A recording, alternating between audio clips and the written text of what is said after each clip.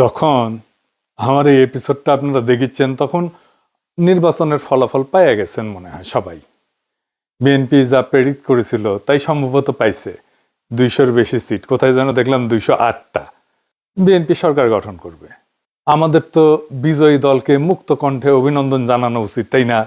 কিন্তু জানাইতে পারতেছি না মুক্ত কণ্ঠে। অভিনন্দন জানাই, অভিনন্দন জানাবো, কিন্তু মুক্ত কণ্ঠে জানাইতে পারতেছি না, কারণ আজকে আপনারা জিতছেন কিন্তু ইতিহাস অন্যদিকে হাঁটতেছে। কিছু বিষয়ের কারণে এই ভোটের গায়ে এমনভাবে কালি লেগে গেছে যেটা খুবই খারাপ একটা কাজ হয়েছে। খারাপ কাজটা কি সেটা আমরা আস্তে আস্তে আলাপ করব। এইটার দরকার ছিল না এইভাবে কারচুপি করার। ভোটটা সুষ্ঠু হয়েছে কিন্তু রেজাল্ট সুষ্ঠু হয় নাই। 10:30 পর্যন্ত রেজাল্ট আসতেছে মোটামুটি 2 জোট পাশাপাশি আগাইতেছে, 3-4টা সিটের গ্যাপ, কখনো এই জোট একবার আগে, কখনো আরেক জোট একবার আগে, তারপরে সব বন্ধ বেশ কিছুক্ষণ, ঘন্টা 2-1, তারপরে তত্তর করে বিএনপি আগে যেতেছে। আর জামাত জোট মনে হয় ঢাকার জ্যামে আটকেছে, আর নড়ে না, নড়ার চড়ার কোনো নাম নাই, ওইখানেই থাকলো। 40 থেকে বিএনপি 208 হইল। আচ্ছা বলেন তো, কখনো এইভাবে ডেটা ফাংশন করে? ভোটের সব তো ডেটা, অঙ্ক, এটা কি এইভাবে ফাংশন করে? মানে এটা বিজ্ঞানের কথা, হ্যাঁ, ব্রেনটের কথা আর কি, এডুকেশনের কথা। এগুলো তো র্যান্ডম নাম্বার। যেভাবে ভোটের রেজাল্ট ঘোষণা করা হয়েছে এর কোনো প্যাটার্ন মানে নাই। আপনি এই ডেটা যে কোনো ম্যাথমেটিক্যাল স্ট্যাটিস্টিক্যাল মডেলে ফেলেন, তারপরে দেখবেন এটা ম্যানিপুলেশন হয়েছে। একদম সেই অঙ্কে কষে এটা বুঝাই দেওয়া যাবে। আমি বুঝাই বলি একটারে, ধরেন এটা 300 সিট, তাই না? 2 জোটের সাপোর্ট মোটামুটি কাছাকাছি। তো র্যান্ডম অর্ডারে সিট ডিক্লারেশনের যে ধারা একটার পর একটা আসতেছে, এইটা যদি আমি সাইমুলেশন করি, বারবার করে দেখি, ধরেন 1 লাখ বার করি, করে দেখবো যে কয়বার এরকম প্যাটার্ন আসে। প্যাটার্নটা কিরকম? যে 10:30 পর্যন্ত নেক টু নেক ফাইট চলতেছে, তারপরে টোটাল ফ্রিজ একদিকে, আর একদিকে ম্যাসিভ অ্যাক্সেলারেশন, দাম করে উঠে গেছে উপরে। এটা সম্ভাব্যতা কত? এটা সম্ভাব্যতা যদি 0-এর কাছাকাছি হয় তাইলে এটা কারচুপি। আমি অঙ্কটা করেছি, হ্যাঁ, অঙ্ক করলে, হ্যাঁ, আমাদের বাংলার মার্টিন লুথার কিং অঙ্ক ভয় পায়, তো আমি করেছি, যদিও আমি স্ট্যাটিস্টিশিয়ান না। তাইলে এইটা হওয়ার সম্ভাবনা 0। মানে 1,90,000 বিলিয়ন কোটি বার যদি আপনি এটা করেন তাহলে একবার আপনি এটার চান্স আছে। মানে বুঝেছেন তো এডিটর সাহেব, লিখে দেন 1,90,000 বিলিয়ন কোটি বার আপনি যদি এটা সাইমুলেট করেন, প্রায় অসীম সংখ্যায়, তাহলে একবার এটা হওয়ার সম্ভাবনা আছে। এই এই এই নির্বাচনে যেটা হয়েছে, কি রেকর্ড দেখেছেন, গিনেস বুকে ঠাঁই পাবে বিএনপি দল হিসেবে। এবং তাদের বুদ্ধিজীবীরা এইরকম আসন সংখ্যার কথাই কিন্তু বলছে, 200-র বেশি পাবে বলছে না? বলছে জামাত এনসিপি 80টার মতো পাবে, তাই হয়েছে। আমার প্রশ্ন হইতেছে এত নিখুঁত প্রেডিকশন কেমনে করলো? তার মানে আগে থেকে সাজানো ছিল, তাই না? আচ্ছা, এই যে 208টা সিট যে পেল, এইরকম আওয়াজ কি বিএনপি ছিল যে 208টা সিট পাবে? ইলেকশনে মাঠে ছিল, বরং উল্টাটা ছিল। এই লেভেলে জিততে হইলে তো একটা ইস্যু লাগে রে ভাই, বড় ইস্যু লাগে, যে ইস্যুতে সারা দেশ র্যালি করবে। 2008 সালে ইস্যু ছিল বিএনপির দুর্নীতি, সেজন্য আওয়ামী লীগ জিতেছিল, এরকম জিতেছিল। 70-এর নির্বাচনে ছিল স্বায়ত্তশাসন, এজন্য মুজিব জিতেছিল। এইবার কি ছিল? Family card. মানে মানুষ পাগল হইয়া ফ্যামিলি কার্ডের জন্য ছাপ্পর ফাইরা ভোট দিছে। আপনারা সবাই দেখেছেন যে মামুনুল হককে বিজয় ঘোষণা করছে সব কয়টা মিডিয়া, তারপরে ওই খবর সবাই মুছে দিছে।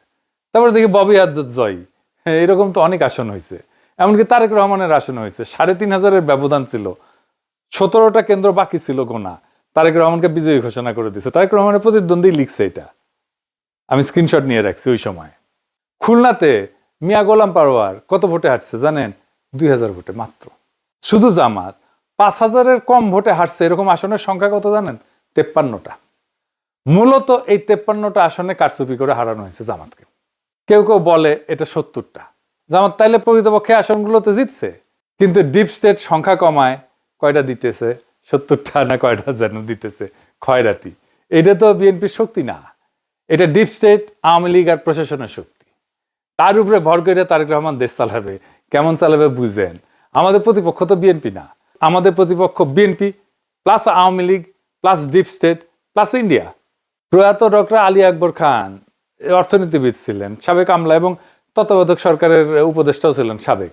ওনার একটা বই আছে, অবাক বাংলাদেশ, বিচিত্র ছলনাজালের রাজনীতি। ওইটাই উনি লিখছেন যে কিভাবে নির্বাচনের ফল বদলায় দেওয়া হয়। উনি লিখেছেন কারচুপি হয় ভোট গণনার পর্যায়ে এবং ফলাফল ঘোষণার ঠিক আগের মুহূর্তে। বুঝিস একই জিনিস ঘটেছে না? অধিকাংশ ক্ষেত্রে দেখা যায় ভোট গ্রহণ শেষ হওয়ার পর যখন গণনা শুরু হয় তখন বিরোধী দলের পোলিং এজেন্টদের ভয়ভীতি দেখায় বা প্রশাসনের সহায়তায় কেন্দ্র থেকে বের করে দেওয়া হয়েছে না? বের করে কুমিল্লা ৮ বরুড়ার একটি সমস্যা আমরা তুলে ধরেছি।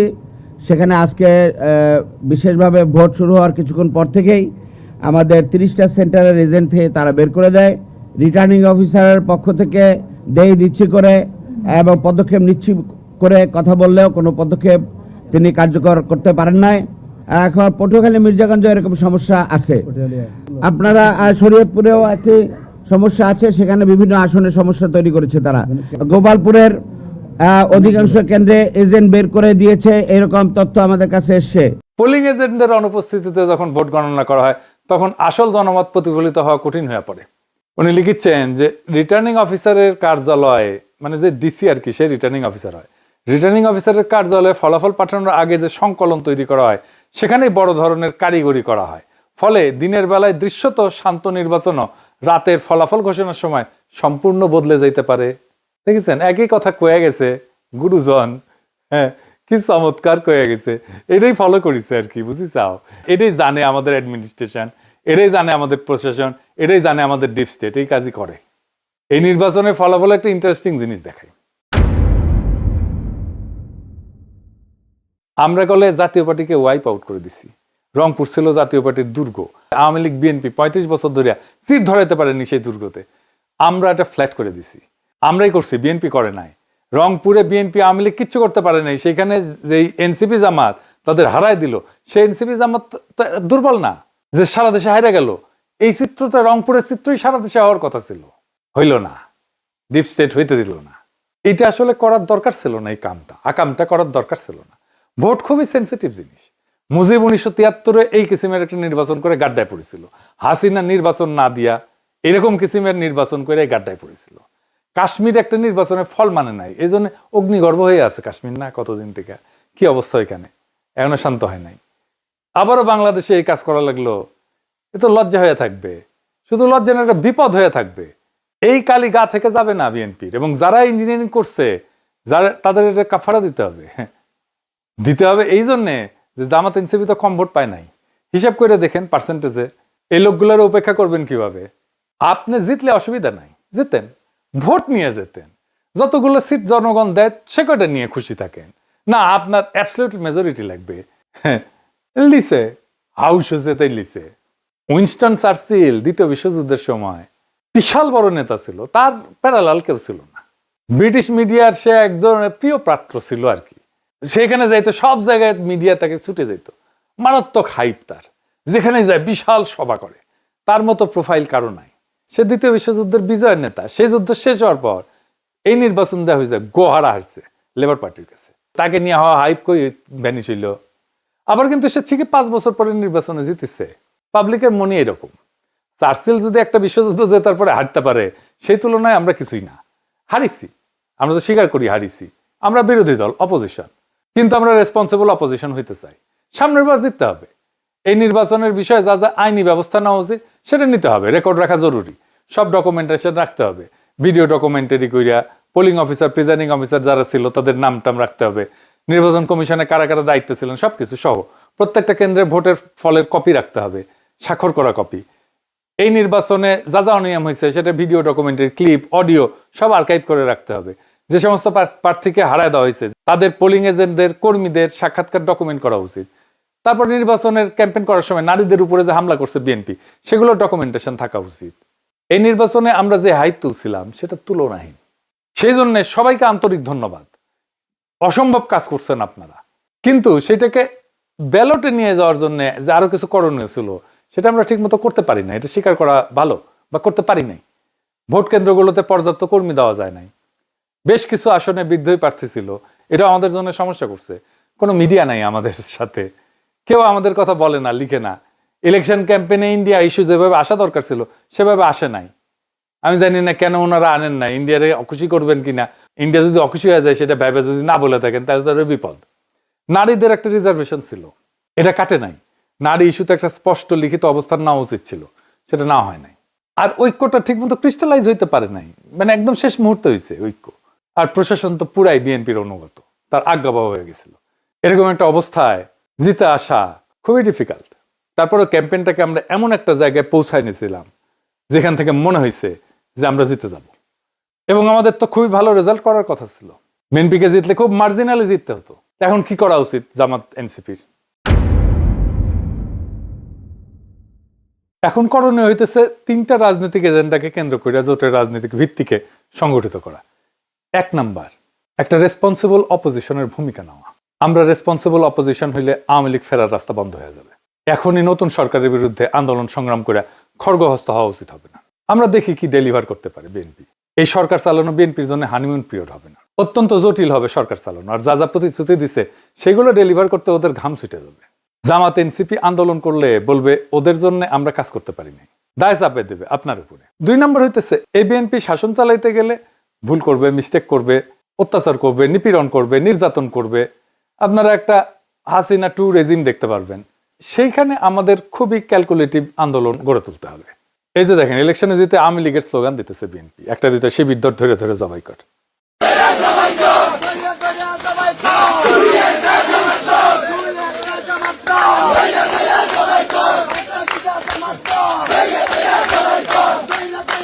বিজয়ের উল্লাস চলতেছে দুবাই স্কুল।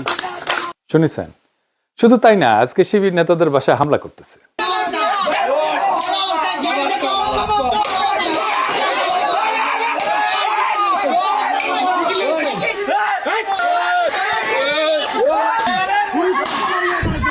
বিএনপির সন্ত্রাস,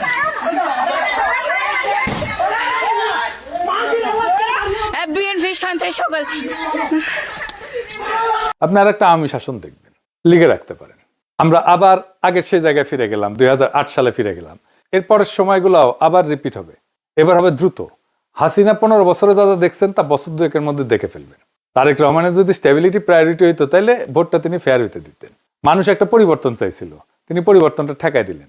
এভাবে আদৌ পরিবর্তনকে ঠেকায় রাখা যায় না।